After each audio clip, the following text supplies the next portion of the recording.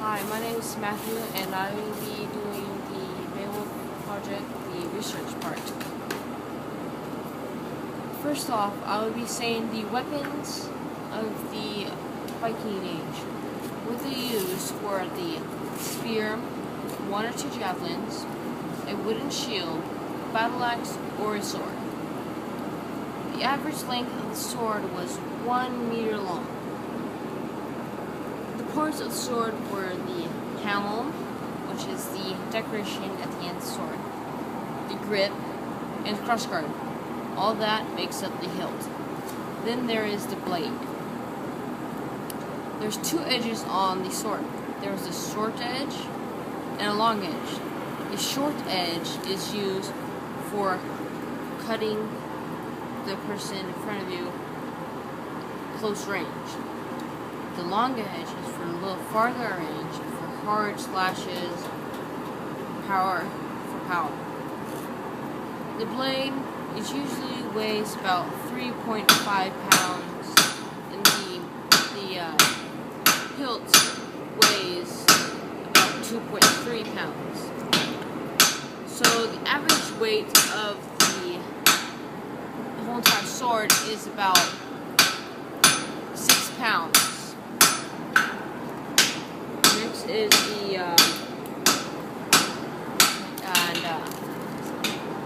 the sword was the mark of a warrior in the Viking Age. The weapons of the order of the weapons showed the wealth of the Viking and the rank that he is in. Swords were given names as if you're giving a name to your dog. And one of the most famous Viking swords ever known was called the Beowulf. The Beowulf was the most powerful sword of its time. It was made out of substance that was not known to any other forgers for about 3 centuries. The spear was the most commonly used, which is a long rod that has a sharp point at the end, usually made out of iron. The axis had a long handle, which is used for fairly long range for the person to cut into his armor. The sword is usually mistaken as for its cutting ability as being the most important part, but mostly it is the strength, the flexibility, and the balance. That is what the sword most important parts. So it makes it more powerful, more maneuverable. Next is the process of the sword. The sword process is a long process, usually about 2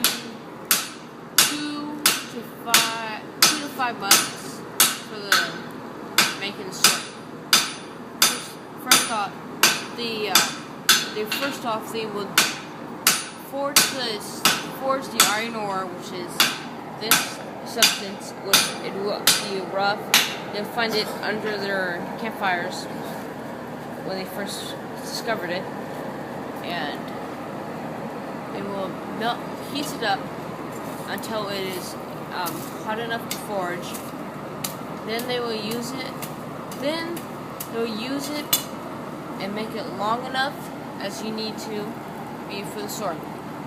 Then they will cool it off in mud, so it'll make it more stronger. Because if you have it cool down quickly, it would be more brittle. But if you cool it down slowly, it would be much more stronger than it would be if you put it in water. Then they would polish the sword, which would take about months. Take a few months, 1 or 2 months, to polish up the sword. Then they would put on the panel, the crossguard and the grip, and the sword is ready for use. That is all for the making of the sword. And right here, right here is making of showing how you can stretch out